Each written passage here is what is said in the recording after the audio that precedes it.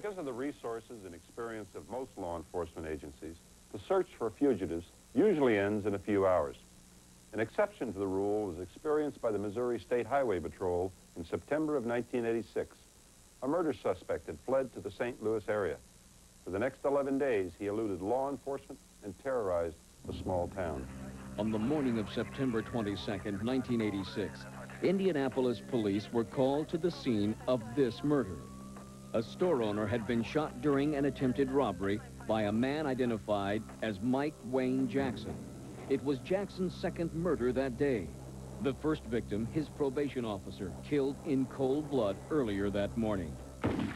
Next, the fugitive stole a car and headed toward St. Louis, Missouri, 300 miles to the west.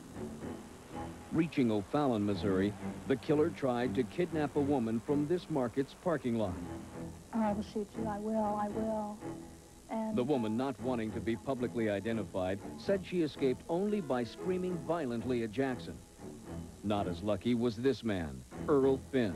West of St. Louis, the fugitive pulled up alongside Finn's car and, mistaking him for a police officer, shot him dead. Driving his third stolen car into Wright City, he was spotted by Police Chief Bill Burgess and Officer Roland Clemens. Without warning, Jackson opened fire, hitting both officers. Burgess and Clemens returned fire, but were unable to pursue due to their wounds. The killer ditched the stolen car and escaped on foot, vanishing into the night. The Missouri Highway Patrol arrived on the scene, setting up roadblocks, trying to cut off all escape routes. Later that night, the FBI joined the manhunt, now complicated by the darkness and rain. By morning, there was still no trace of the escaped killer. In Wright City, people were becoming more and more fearful about a murderer hiding somewhere nearby. Missouri Highway Patrol officers, police SWAT teams, and the FBI began a systematic search of the countryside. Blood had been found on the steering wheel of the car abandoned by Jackson, and police believed he may have been wounded in the earlier shootout. Later that night, the Missouri Highway Patrol got word that the suspect might be hiding in a nearby trailer park. A helicopter was sent up, and a ground team searched the area, but found nothing. The Missouri Highway Patrol and FBI also checked over the 2 freight trains that passed through Wright City that evening. The fugitive killer was not on board. By daybreak, anxieties were running high. Was Jackson wounded, lying in wait for his next unsuspecting victim? Or was he already dead, his body concealed by one of the dense cornfields surrounding the town? Some parents were taking no chances. The next morning, almost a third of the town's school children were kept home. Those that did go had escorts by the Missouri Highway Patrol. The killer's brother, Jim, a long-haul trucker, passed through town with a chilling comment, saying the fugitive would just as soon shoot him as anyone else. By the end of the week, Wright City was a town paralyzed by fear of the elusive killer. Streets were mostly deserted, businesses empty. Even mail delivery was suspended for a time. Some residents left town as the search went on. No place was too small to look over or under.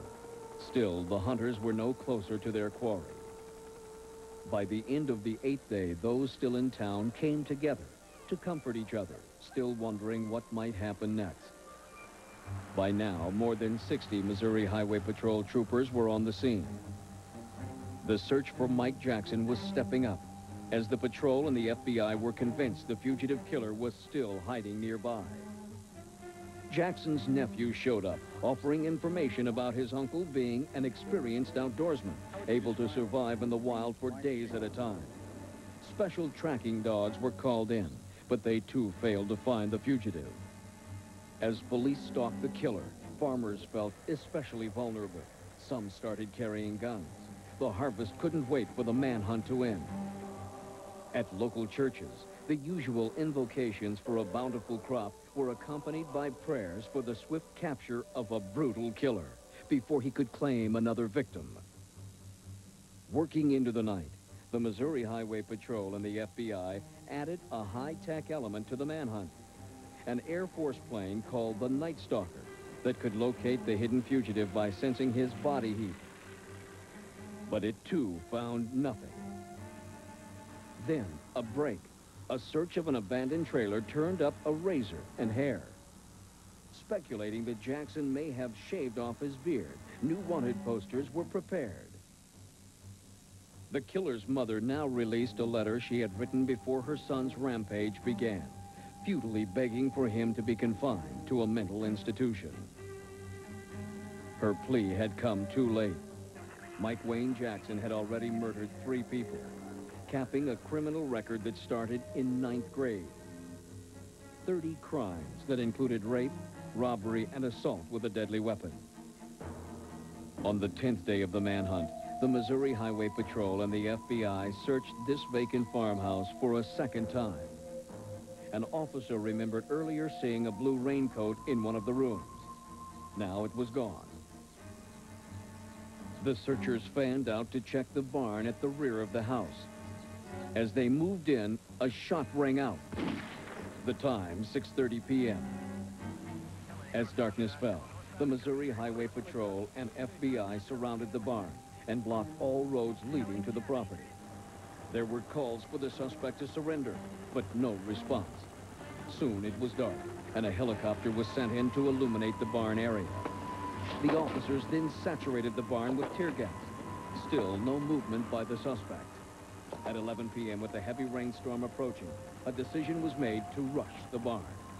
Inside, the biggest manhunt in Missouri Highway Patrol history ended as it began, in violent death. Lying here in a pool of blood was Mike Wayne Jackson. In his hand, the gun he had used to kill himself. He couldn't cope with society, with what he had to, and make it. He just couldn't do it.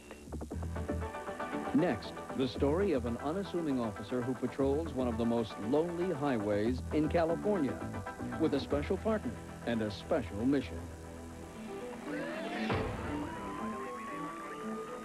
Partner, what are you doing running around with your pants off? And all new Cops in Phoenix. Then, presenting a weekly news magazine show so bold, so edgy, it could only happen on Fox. Front Page. You want me to be graphic? I want you to be explicit, yeah. We're talking about Hour prostitution. of Cops. What's the best? Kids Club Days at Waterworld USA. On Sundays, bring a proof of purchase from any Kodak product. And one child 10 years and under will be admitted free with the purchase of 1 regular passport. Plus, Sunday, June 27th from 10 till 2, meet Fox Kids Club host Chris Eddy in person at the Fox Kids Club booth. Kodak Fox Kids Club Days. It all happens Sundays at Waterworld USA. It's a cool way to play. What the world